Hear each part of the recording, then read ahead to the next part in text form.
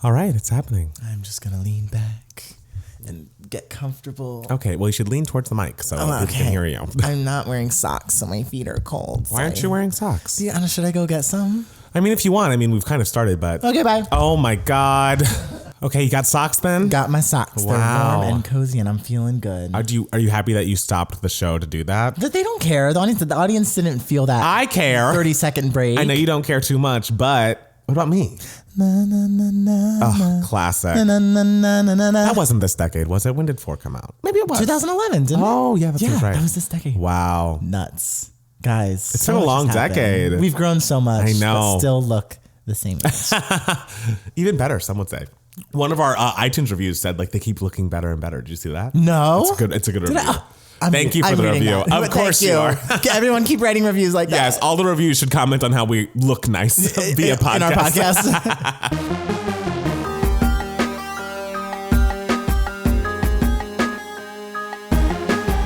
Hi, everybody. Welcome back to the Studio Gay Matt's podcast. It's your favorite host, Matt Palmer. And your even more favorite host, Matt Steele. How are you, Matt Steele? I'm good. My feet are now warm. We just watched the In the Heights trailer together because Matt Palmer is living under a rock and he had not watched it yet. Look, I've had a busy week. It's the week before I go home for the holidays. Obviously, this is a hard week for a lot of people. This is the hardest week of the year, I would say. It's the tough. Week before you go home for the holidays because it's just like everything is happening. Everyone wants you. Everyone just wants a piece of you. and you're just so exhausted. You're trying to, I always do, I don't know about you, but I always do like my yearly checkup at the doctor this time of year. I always do my like yearly car maintenance this time of year. I go to the dentist like every 6 months, but like it's always like June and December. Right. So and of course everyone's having Christmas parties and you want to go to all of them and you're just like, I know. There's only so many hours in the day. I mean, I feel like this is what Britney Spears was singing about on Piece of Me. You know? Yeah. It's just about like holiday responsibilities that you want to just pass up. Yes. Sometimes. And how are you handling the stress of this week? I mean, am I sick? Yes. If that's what you're asking, yes, I am. I woke up and I could feel your sickness through the walls. Like I woke up and I'm just like, he's real quiet in there today. I mean, the thing that I do when I get sick is it's very much like, okay, well, we're just retreating to the bed. We are going to be living in the bed, drinking water whenever I can sit upright and just staying in bed until I am better. But see, it's like much like when you are angry, you feel it on the whole block. Like the whole block feels your sickness and they're just like, let's be quiet, let's tiptoe. I mean, I'm an expressive person, whether it's verbally or through the walls. You send those waves out and it's honestly one of your biggest talents. Like you are a very talented person. Like you're a very good conversationalist. You're a very good songwriter, very good singer. But your number one talent is just creating the mood of the room. You know, I'm not doing it on purpose. I don't mean to make people feel like, ooh, someone's sick in the hall.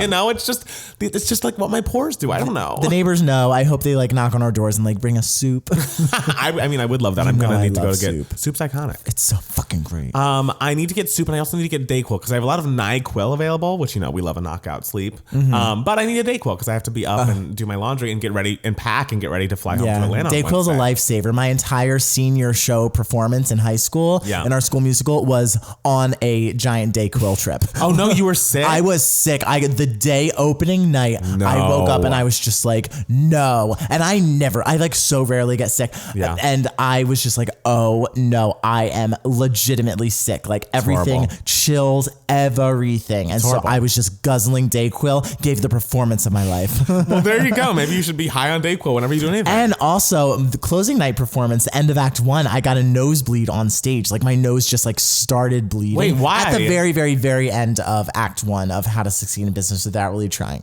Did people see it? Like when people only the actors on stage, but they were just like, and they were all like kind of like making faces, and I was like, what? And I just kept going and like performing my little heart out, but no one in the audience could tell. Okay. But also after that, like during intermission, I was just like, I feel so much better. So I feel like that's like when my fever kind of broke. When your nose bled, and my nose just started. My nose just started bleeding. Have I never told you that? How my nose started bleeding because I was sick. I think I knew the Dayquil. I didn't know the nosebleed. I was performing my ass off. Hey, well, there you go. That's what you got to do. You got to push through when you're feeling sick. That's true. You just got to push through and fake that smile on stage. Just more energy. If your nose bleeds, people might not see it. So it's fine. Yeah, no one, literally, I asked everyone after the show and they were like, oh, I did not see that at all. So lovely. Yeah. Are you ready to hop into some news? I guess so. Some news for idiots Let's this do week? it. Okay, so I mean, I'm going to be talking about it until it is complete, but the final predictions for this week's Hot 100 came out today. The final predictions have Mariah Carey at number 1.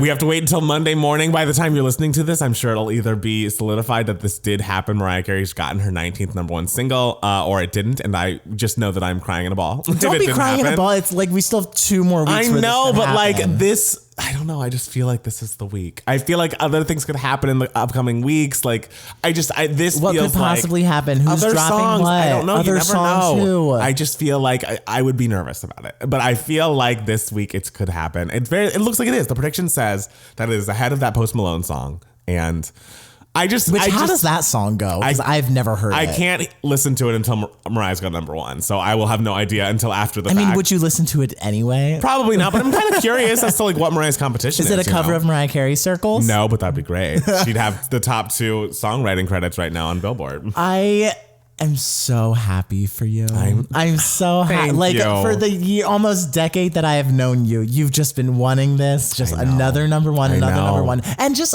what a number 1 to go. Because like, okay, this is going to be a little bit of a downer, but like, let's get real. This could very well be her final number 1. Oh, Matt Steele. I'm just saying, the music industry is not nice. She's been around for a very, very long time. It would be hard to like, for her to release something and be like, oh, she's new and fresh and everything. She's a seasoned performer. Right. I do think it's hard to get a number 1. If she gets a number 1 here, she will be the oldest female artist since Cher's Believe to have a number 1 on the Hot 100. Yes, which that was a moment. Oh, that was a moment. That is a moment. But if it is indeed her last number 1, which we hope it's not, because we got to beat the Beatles, guys. And of course, she has more amazing music coming out of her, of course, pouring through her every. We all heard Caution. We all heard Caution.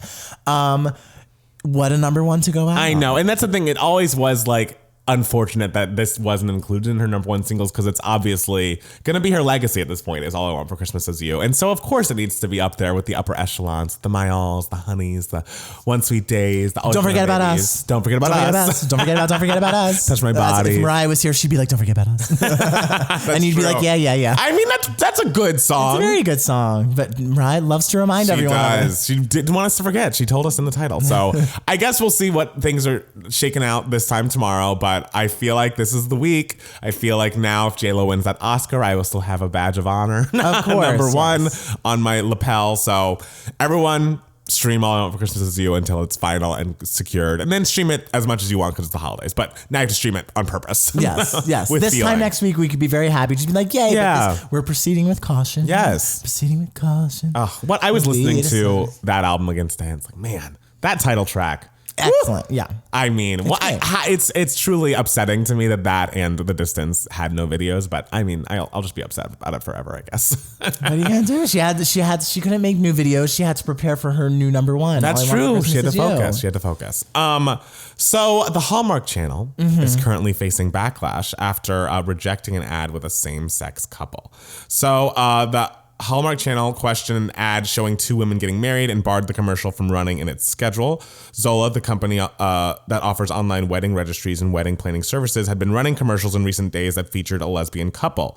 Hallmark said that women's public displays of affection violated the cable outlet's standards. Another Zola advertisement featuring a heterosexual couple engaged in similar displays was not rejected. And okay, this comes on the heels of Hallmark being obviously the first stop shop for people who want to see bad holiday films, you know, and they have, I think, produced like 40 films this year, something like that. And there's not a gay person with a speaking role in any of them. Like there's no, not even we like. Don't speak. Well, like, don't they know that? Everyone knows that. That's true. Speak. We are very mute. I feel like as a people, the gays are quiet. Yes, first and foremost. Absolutely. But yes, I think this is bullshit. And I feel like there's so many gays that champion Hallmark movies and Lifetime movies and Christmas holiday movies that it's like, wouldn't you want to give back to your fan base that loves you? Like, I feel like it's Hallmark Channel vaguely Christian. Is that what it is? Like, I mean, there is a very, very, very strong like Christian audience. And Candace Cameron Bure is in half of them. So yeah, it's like, it's so funny. I was talking to, because my stepdad, all he watches is Hallmark Channel. Like it's just on TV. I love it's just that. on TV the entire time because it's just like mindless, nice entertainment. Right. It's sweet, blah blah blah. And so it's just constantly on, especially during the holidays. I'm anticipating, because I'm going to be home for 2 weeks. It's just Hallmark Christmas movies. What is that like? Like, are any of them good? Like, do you enjoy any? For the first week, you're like, all right, cool, cute, and everything. I don't really like sit down and watch them, but then by that second week, especially after Christmas is over and those Christmas movies are still playing. Are they really? I slowly am driven into madness, and it becomes a lot. But yeah, and so it's funny because I was talking about it with my friend Amanda last Christmas, and I was joking about how my stepdad always, the Hallmark Channel is just kind of always on. Yeah. And she's talking, and I was like, yeah, it's all my TV. It's all just either Candace Cameron Bure or Lacey Chabert, back and forth. Get it, Lacey. And my friend Amanda was just like, yeah, I prefer the ones with Candace Cameron Bure. And I was like, wait, you have an opinion about this? And she's like, well, yeah, everyone does. And I'm just like, wait, what? And she's like, yeah, like you either prefer Candace Cameron Bure, the Candace Cameron Bure ones, or the Lacey Chabert ones. And she's like, for some reason, I don't like the Lacey Chabert ones. Why? I love her. I have no idea. She's our Gretchen Wiener. I don't know. She relates to Candace Cameron Bure as a leading lady more, I guess. I just feel like she probably is just still angry at Lacey Chabert for being a mean girl. Well, I mean, she was mean, but she was also being Regina was mean to her too. She was going through a lot. All right. It's honestly, Lacey Chabert is the most underrated performance in Mean Girls. Excellent, brilliant performance. 100%. Absolutely iconic. But yes, I think this is bullshit. Hallmark has so many people who champion them in their Christmas movies who are LGBT. And I mean, it's 2019. Even if you don't like agree with the lifestyle, it's like gay people exist. And if you're going to make 40 movies about Christmas and the holidays, you'd imagine there'd be like a fucking gay person who said something. How many of these movies have leads that are people of color? I don't know that. I feel like that's another statistic that I don't know. We need to know. I assume there are more. I know that Ashanti was in one, but I don't know if she was in the Lifetime ones or in the Hallmark ones. Because Ashanti was a lead in one, Kelly Rowland was a lead in one. Okay. So they do get made, but I just don't know if they're on Hallmark or on Lifetime. They seem like a Lifetime crowd. Yeah. Yeah. Lifetime is a little more liberal. Oh gosh. Lifetime's a little more progressive. Well, it seems like I've never been like a holiday bad movie watcher, anyways. But I guess if I'm ever going to do it, I'll have to avoid Hallmark, because as a gay black man, if they're really anti me, then like I can't support them, like me. I know, and it's so interesting because my stepdad loves the Hallmark movies, and he's like a pretty progressive guy. Yeah. Like he's cool with the gays, he's cool with the non-white people. There you go. So I'm just like, Mike, can't support this channel anymore. True. You gotta tell him. Just be like, forward him the article. His reaction will just be like, oh damn. He's like, oh man. It's a very good stepdad impression. So Harry Styles' new album apparently is going to open with huge sales next week, which can we believe? Good for her. Between 420 to 440,000 units sold / streamed, whatever the calculation is. And just so we're clear, I think that would make him the third highest debut of the year behind Taylor Swift and Post Malone. Oh, damn. I know. And I wonder what it was, because it's not like this album has hits on it. I guess it's just word of mouth, people saying it's good. Mm-hmm. And obviously the One Direction machine and people behind him, they're obviously still huge fans. But it's not like Zayn and Liam Payne are selling these. Well, I mean, his marketing team has been doing well. Like he's been around. Like That's true. I've seen him a lot this year. And he was on SNL. Was he hosting as well, or did he just perform? I don't know. I would imagine he hosted, because I feel like when people just perform, they don't do skits. And he was definitely in some skits. Yeah. No, I feel like even months before this album came out, like I saw him in the ether. Yeah. More so than like Zayn. He was on the cover of Rolling Stone, I think before even his single dropped. It was like they've gotten something lined up really well for him. And I guess it's working. It's resonating with people. The only thing I've seen of Liam is that he released a song about being into bisexual girls, and people were not happy about that. They were not. Yes. No, his album is poised. I think it debuted at number 133. Selling 6.1 thousand. Okay. So it's a big difference. Okay. Yes. Have you read the lyrics for that? I did. And I was like, ooh, these lyrics are rough. I did. And I was like, this is not it. It was very much like an old timey, like heterosexual male view of bisexuality in women. And it was just like, I like that she goes both ways because she can like hook up with girls with me. And it's like, It's like, this is very, we can dig a little deeper. Yeah, it's very dated. Like it's 2020, but like, I mean, hey, maybe the melody's great. I mean, I will never know. If the melody's great, you might have to stand. I don't know that I will. I know you love a melody. I do, but I feel like I heard Strip That Down or whatever, one of his songs that Ed Sheeran wrote, and I was like, woo, this is bad. Oh, no. I think I'm off the Liam train. He's attractive. So yeah, you were very into Liam for a period of time. I find him to be attractive, but I feel like the more I learn about him, the less I find him attractive. Okay, well, what are you going to do? What can you do?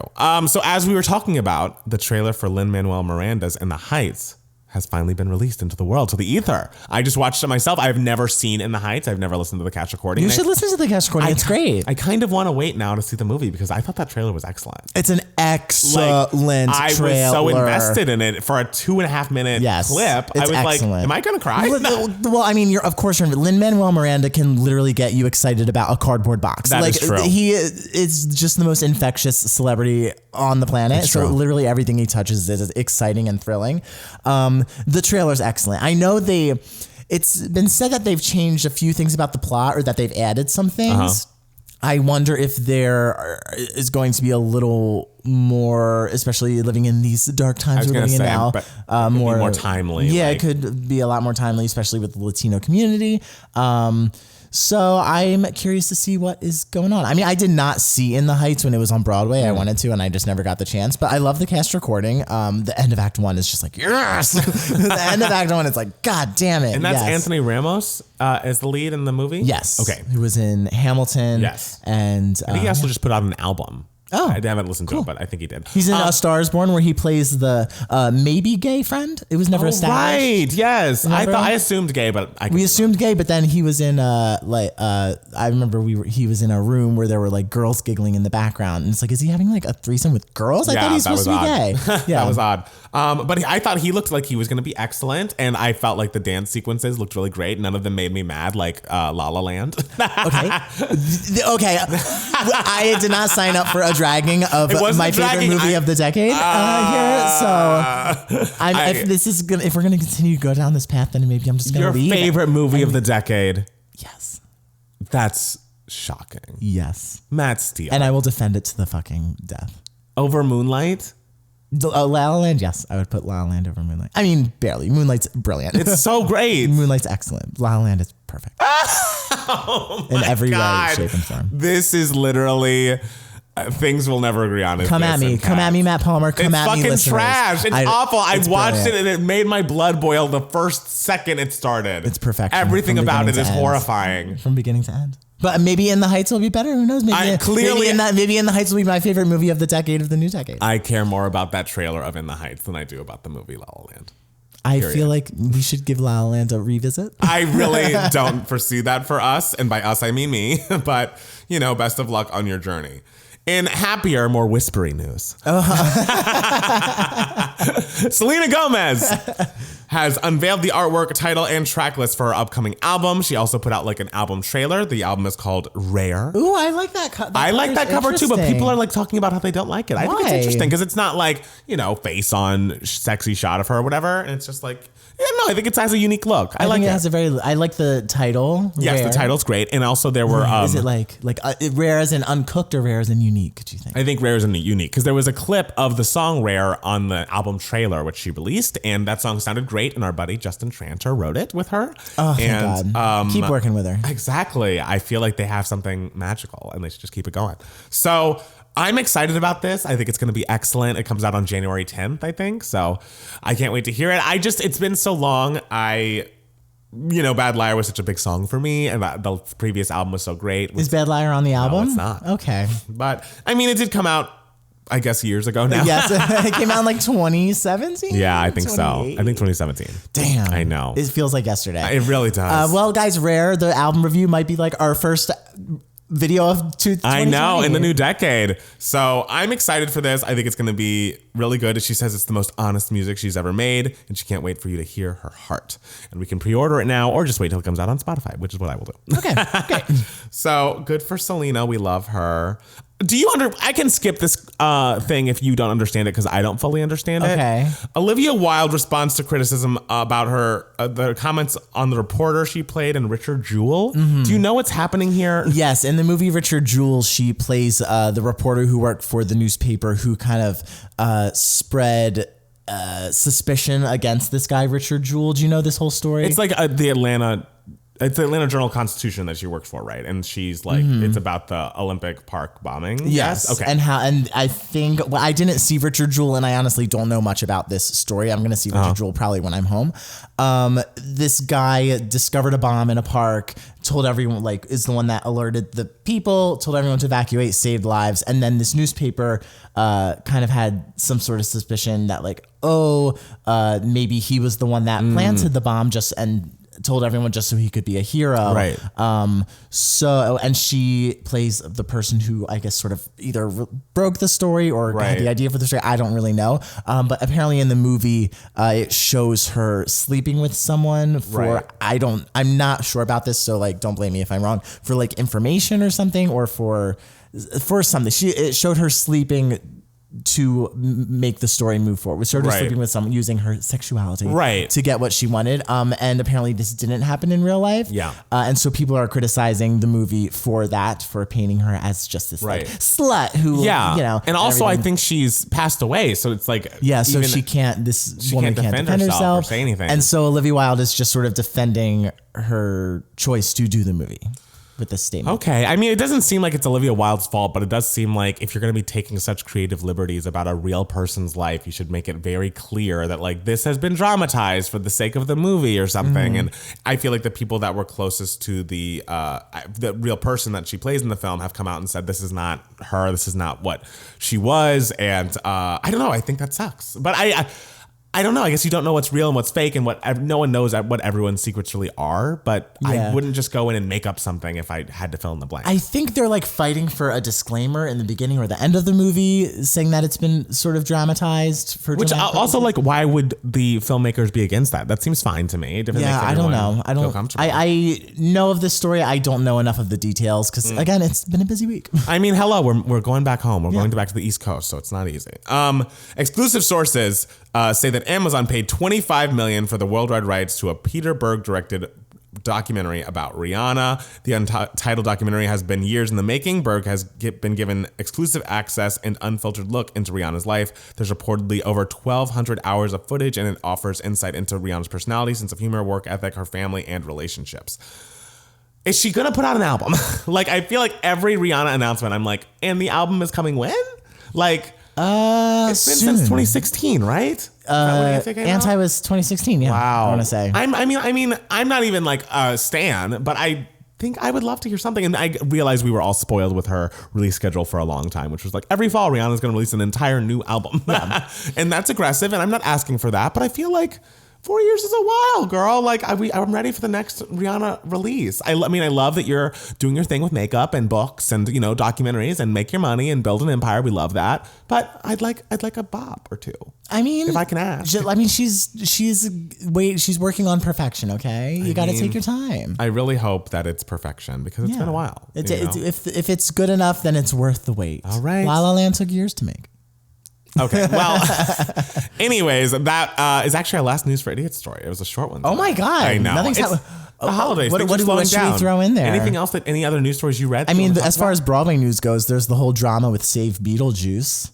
Oh, have you not seen any of this? No, I just know that it's closing because they want to use the theater for something else. For the Music Man. Oh, okay. Yes. Because it's at the Circle, not the Circle Square. No, it's at the Winter Garden Theater, which is a big theater, and that's sort of off the main area of where most of the Broadway theaters are. So anything that goes in there has to be a big name draw. And Beetlejuice, I guess, was doing well at the box office, but then it started doing really, really well for the holiday ticket sales. And it actually broke records, some sort of record. I'm not exactly sure what it is. But then the producers were like, but we're closing the show to put Hugh Jackman in the Music Man there.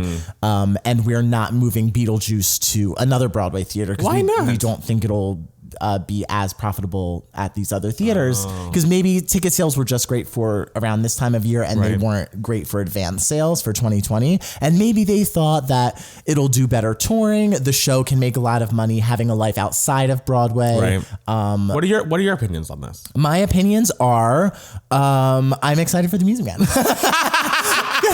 Well, the thing that people are doing that I'm not a fan of is like they want to save Beetlejuice. I've never seen Beetlejuice. I don't know if it's good. I don't know if it's bad.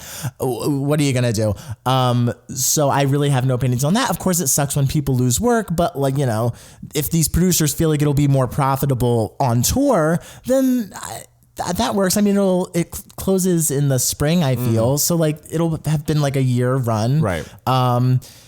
So I don't know my opinions on that decision making, but a lot of people are taking this opportunity to trash the Music Man, and I don't appreciate it.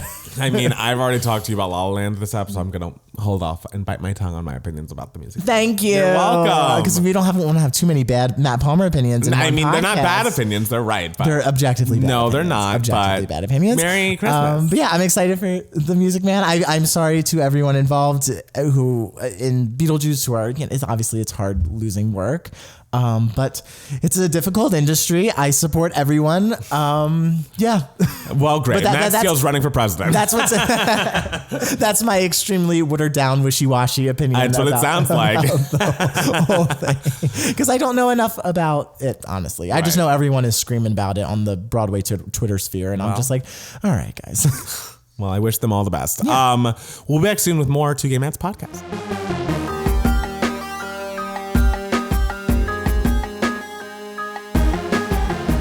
Hey everybody, we are back and we are ready for some email action. Yes. Yes. So this is Email My Heart. This is the section where we take some of the emails that you guys sent us, these lovely emails. We've never gotten like a negative email. That's true. Like, fuck you guys, you gays. I feel like that's hell. An aggressive thing to do, to like actively go and email someone something negative. It's so much easier to do as a YouTube comment. Yeah. Just like, I have a mean thing to say. Let me just type it here. But like, honestly, guys, if you're going to go hard on us, like go hard and send a full email.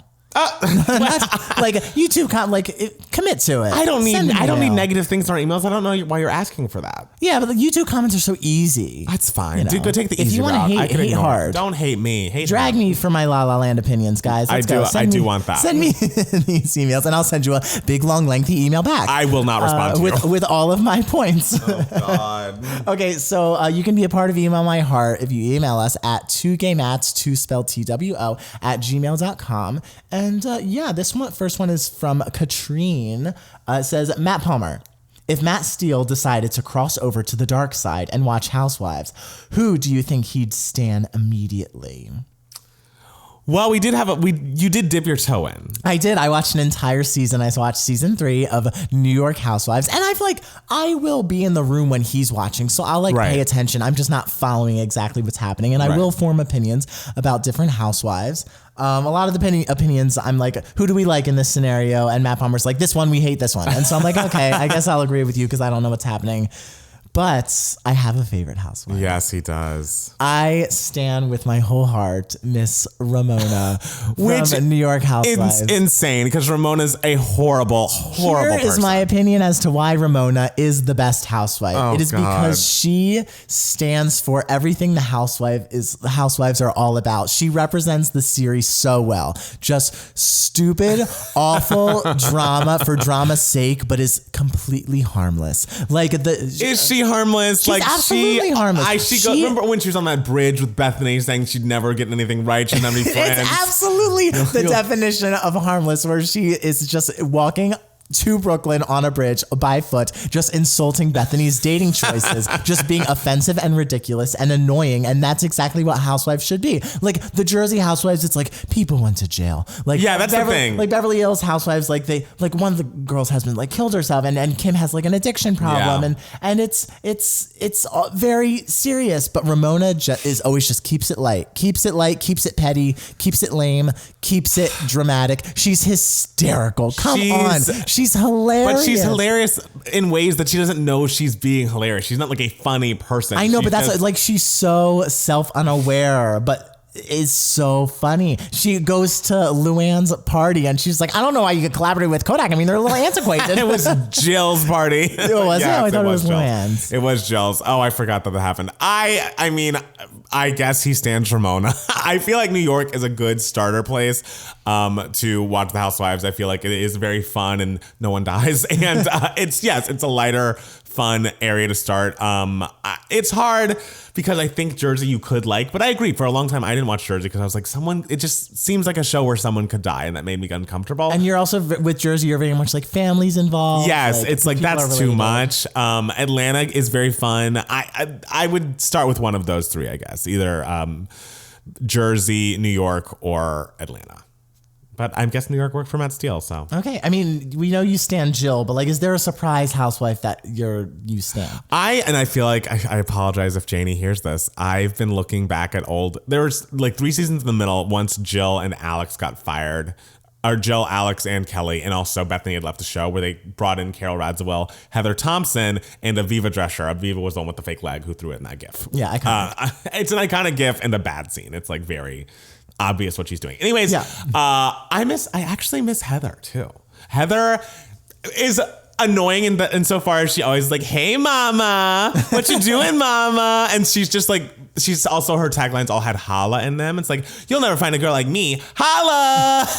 And it's like, I mean, that tracks for anyone named Heather. I feel like Heather to me, and I feel like Heather is a name that you have to pronounce as like Heather. It is Heather. My name's Heather, and she was a lot, but I do think she stood up to Bethany and like was good in fights, and I don't know. She told Bethany to her face, I think you're a know-it-all. I think you just think you know everything, and like and she's like, Bethany's like, well, maybe I am. Maybe I do know it. It's just like not everyone at that point in Bethany's Housewives career could have come at her. And I imagine Ramona just bug-eyed in the background, being like, what's going on? What's everyone going on? Come on, guys, why can't we get along? No, I think at that point, I think Ramona had probably hated both of them, so I don't think she cared. Ramona's the one true queen. Obviously, I miss Jill and I miss Carol a lot too, but I would not be mad if Heather came back. I saw on Twitter some people dragging Carol. Why? This week. They were just like, oh, well, Carol's annoying. And you should have forwarded to me. I was like, oh no. Carol's the queen. You would have gotten in there. You would have jumped in there. I would have. I don't fight about a lot of things, but I'll fight for Carol Radziwill. Okay, the next question is from our buddy Frankie. Frankie co-hosted a really fun podcast we were also on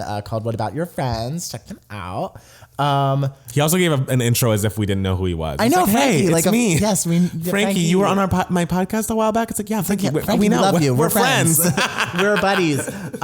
So Frankie, his question is, my first question is for Matt Steele. If you were producing Mariah's autobiographical Broadway play, what song would be the opening number and what would be the closing performance / encore? That's a great question. I was thinking, I said it in the, this is a great question, and I racked my head about it as I was getting my car fixed. Okay. And I was thinking, I know in the podcast last week I said Looking In would be the end of Act 1, but now I'm just like, no. The show fucking opens with Looking In. Oh my God. Like, the curtain rises. You don't think that's a sad song to open with? It's the best way to open a Mariah autobiographical play. The curtain rises and just a spotlight. And Mariah with a curly-haired wig. I love it. It's just a singular spotlight. And Mariah's starring in this production, yes? Why not? Who else can handle it vocally? That's true. No Nobody. one else. And so she just sings Looking In. And then all of a sudden it jumps right into Honey. And it's Pat and Alfred Roy making love and conceiving Mariah. Okay. To the song Honey. I'm going to have to pass on this production. But come on, Looking In would be a beautiful, that'd be a lovely quiet opening, and then it just jumps into something like real slutty and hip-hoppy. Oh, what's the closing number? Oh, I don't know. What do you think the closing number should be? All I Want for Christmas. I was going to say All I Want for Christmas Is You. No, that'll be like the curtain call. I Was My Baby. Fantasy. No, Fantasy isn't a closing. Well, she meets Brian Tanaka, and then they ride off into the sunset together. But I feel like Fantasy is, I don't know. I just want to know where Petals is going to fit in this guy. I want to know where Petals, Reprise, and Petals, Reprise. Oh is my God. Because there's got to be 3 versions. This is going to be a very odd. Oh, if Petals is not in the Broadway production, I'll burn the theater down. Wow. Okay. Absolutely. Yeah. So I don't know what the closing number is, but it's definitely opening with Looking In. Second question is for Matt Palmer. If you were in charge of the collaborations on Mariah's next album, who would you like the legendary Songbird to work with? Producers, singers, rappers. Who? This is such a good question. I think Mariah should work. Well, the thing is, it's hard because I feel like so many of my dreams came true production-wise on Caution. Like, I was very much about like No ID collaboration, the Skrillex stuff, which honestly I didn't even think of, but like turned out so great. And Dev Hynes, I would love for her to work with him again, even do something more in like a single area, because like something in like the Solange Losing You or in the MKS genre, I would love that. I was thinking obviously this may or may not happen vocally. I think Bruno Mars and she could really do something amazing together. They'd have a fun if they had together. like a ballad that they could really vocally go there on, I think that'd be really great. And I think he's a fan of hers. There's a great mashup of Shake It Off, and that's what I like, that I think they both heard. So I think they both heard it. I think they both heard it. I'm pretty sure Mariah heard it because she tweeted it. Other producers, I love Jeff Basker, who's kind of doing some of the Harry Styles record. I would love him on it. What is that guy's name who I like, who did a lot of melodrama, and he used to date Lena Dunham? Jack Antonoff. He's not dating her anymore? No, they broke up. Oh, when? Year and a half ago. He's dating some model now, so. I think, yeah. But yeah, they're not together. And I don't know. I feel like Mariah obviously is not one for like a pop rock direction, but I just feel like it'd be a cool idea just to hear where she can go vocally and have songs with such songcraft behind them that obviously she'll bring to the table, and the production that just feels so big and like almost 80s throwbacky. That would be very fun for me. Let's have another 80s throwback, like Yes. another glitter. I love another glitter. And but also if she ever wanted to go into like a dancier direction, I think that'd be exciting too. I just feel like Mariah at this point in her career, She tried doing a dancey direction and you didn't like it. When? With Meteorite. That's not. It's not what I'm talking about. So many of her dance remixes are amazing and iconic. So there's a way to make some dancey album tracks that would be great. So Yeah. Andy Warhol says. I think there are many ways to go about it, but those are just some people that I think would be exciting and cool for her. Okay, I'd love to hear like her and Kelly collaborate on something. That would be great. I wanted her to go on the Kelly Clarkson TV show and sing All Over Christmas Is You together this Christmas, but doesn't look like that's happening. I just think like they could lyrically, I feel like they both would be interesting to like maybe write a song together. Absolutely. I think they could do it. Also, she and Janet, I feel like there's always been murmurs of them working together. It'd be very soft. Yeah, Mariah would stand there, Janet would dance around her. Yes, it'd be great. And just like in a circle. I would love it. I did that once. I was in a production Boys from Syracuse in college, where I played a twin, and for one of the songs, one of the twins just like stood there and like sang the song while I just like danced around. It's so weird. Yeah, because I was of me and my friend Craig, we were the two twins, and he was like, I'm not a dancer, I can't dance. So like they directed it where like I was the twin who moved, and he was the twin who stood there. I love it. Good for him. Yeah. So Matt Steele. Yes. What has been giving you moments this week? Okay. Darling? This is going to be the lamest giving you moments, but like I think it's really great. Okay. All right. I'm nervous. So I love binging full seasons of Project Runway when Matt Palmer's not in town for some reason. Okay. And I haven't been able to do it in a while because I had stopped at season 14. And I had never seen seasons 15 or 16 or beyond. And so for some reason in our old apartment, we couldn't watch season 15. Like season 15 was not working unless on the Hulu? On the Hulu. Like it wouldn't work for some reason. Like you had to pay or sign up for something. And I was like, I'm not doing that. I'm not like changing like this is Matt Palmer's Apple TV. I'm not going to like sign up for something weird. Right. And so I was like, well, I guess this is it. This is how I die. Just ending at season 14. And for some reason I was like, we moved here and I was like, we're in a new space. Maybe by some Christmas miracle, it'll somehow work. It worked. Yay. Like for some reason, 15 decided to start working. And it was a lovely season. And I just binged the whole thing. Wait, when? You were here.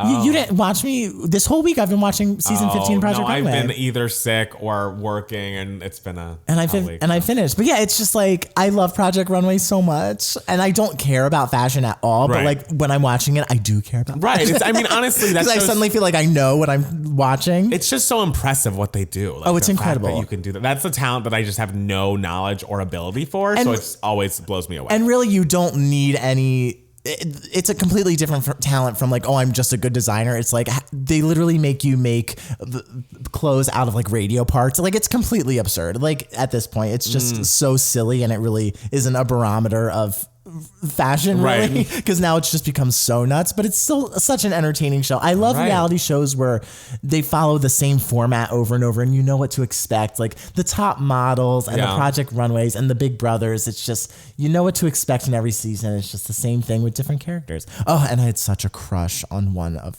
the designers. Yeah, did he win? He didn't. He made it to the finals though. His final collection made it. Yeah. Would you have voted for him versus the other two people in the final? Honestly, well, it was 4 of them in the finale, and honestly, like all of their runway shows were like equally good in my opinion. So like I really wouldn't have, and everyone was pretty. All the final 4 were pretty consistent throughout the season. So like I'm happy with the winner, but like I was crushing on my guy. His name's Rick.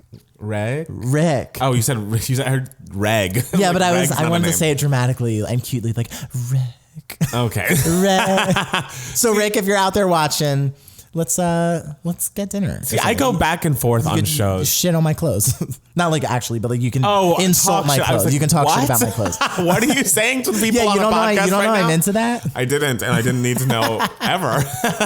I'm not into that, Rick. Don't worry. I'm into very normal things. I don't know that Rick is listening. I guess we can forward Rick is listening. I think he lives in LA. Does he? Yeah, we're gonna find Rick. Rick Villa is his name. All right. Yeah. I looked him up on Instagram after the season. Did you follow him? I did. Trash. I did, but it was so frustrating because I didn't want to look him up until after the season was over because I was like, I don't want to be spoiled if he like wins or not. Right. So like I had to like wait to like, stalk him. Yeah. It's hard. Still looks cute. I go back and forth on reality shows that have the exact same format. Like I've been watching The Bachelor, Bachelorette for years and years and years, and at this point I'm like, they gotta switch something up a little bit. Like sometimes it is wonderful and dynamic. Like when Hannah B was the Bachelorette, it was a lovely season just because she really could drive it and did a great job. But it's just, I just feel like you can see things coming from a mile away on that show sometimes. Yes, you can. And that's annoying to me. Like that's why the Vanderpump Rules of it all, it's like everything's a new twist, a new turn. You never know who's going to have an STI next. It's exciting. It is very true, especially with like elimination reality shows. It's like, okay, this type of contestant is going to survive this week because like they always make it through like 3 weeks and then they're gone. Or like you need a villain for the show, so they'll be here for a while. They'll be here for a while. Or like this girl's not really showing much personality, so she'll be out second or third. Like you know who they want to keep and who they don't. Right. It's very rare that you get like a huge shocker. Right. But yeah, it's still entertaining. And for such a busy week, it was nice that I had my little mindless entertainment. Oh, wow. That's going to be my giving you moments too. It's going to be my mindless entertainment. I love it. Did you also have a cute guy in yours that you had a crush on? No, mine was a video game. So it would be weird if I was like. Characters can be like attractive. If yeah, but Wreck-It Ralph. I would so date Wreck-It Ralph. Okay. Anyways, I don't know if anyone knew or follows me on Instagram, but a few months ago, I decided to buy a Nintendo Switch. It has been a great purchase. I've enjoyed it. I've beaten many a Switch game. I am waiting to buy more Switch games. There's one on my Christmas list that I'm hoping to get in our Secret Santa at home. But since I don't have any new games to play, I have been going back to, they have like the ability that you can play old Super Nintendo games and old Nintendo games on the Switch. And I've been going back to Zelda: A Link to the Past. And it's just one of those games that like I really do believe that I've watched a playthrough of that game and cried because it's just like, this was my childhood. I know you're looking at me like I have 3 heads, but you just said that you would have sex with Wreck-It Ralph. So let's keep our judgments to ourselves. But that game is truly just comfort food to me. And whenever I'm getting overwhelmed at work, knowing that I can come home and not even have to sit at a TV, but like be able to sit in my bed and play Zelda: Link to the Past and like find all of the hidden things that I found when I was a young child. It just warms my heart. It brings me joy. Oh my God. I literally would be at work at night and being like, it's okay. In 2 hours, I can go home and watch another episode of Project. I know. Sometimes, especially around this time of year, you need that. You really do. Like, it really is like this time of year. Like you really need mindless entertainment because there's just so much happening and you're exhausted. And like we just moved and we're like all of the stress of this whole year is just like coming down and hitting and we're getting ready for the new year. You just need that moment of relaxation. I agree. And the Zelda, I remember you sitting there and you being like, oh, this music's so fucking great. And being like, what? It is great. I said how great the music was and then I turned it up for him and it's like, of course a MIDI sound like dee dee dee dee, but it was great. That was my childhood soundtrack. Like it sounded nice. Sure. Thank you. I'll give it that. It did not sound bad. Of course it didn't. It was lovely. Sure, but I don't know how one really judges video game music. Well, does it move you? It never does. Well, it moved me. Yeah. So I guess that's it for this week. Do you have anything else to tell the people? I don't know. If you find Rick, if you're listening. Yes, Rick. I love your clothes. My size, I'm a size extra small in guys. Okay, thank you guys so much for listening. The next 2 podcasts in the upcoming weeks are just going to be kind of countdowns of my favorite songs of the year and Matt Steele's favorite films of the year because, you know, we're going to be away, but we want to give you guys something to listen to. If you need a respite, some mindless entertainment, we're happy to provide. The people want content. Yes, content. Useless, silly content. So I hope you find those and listen to those. And I hope you guys have lovely holiday breaks and get a lot of rest and drink a lot of water and don't get sick like me. I'm a bad example. But we love you all, and we hope you've had a great 2019, and cheers to 2020. Cheers to 2020. Yes, and we'll hear you next week with our countdowns. Bye, guys. Bye.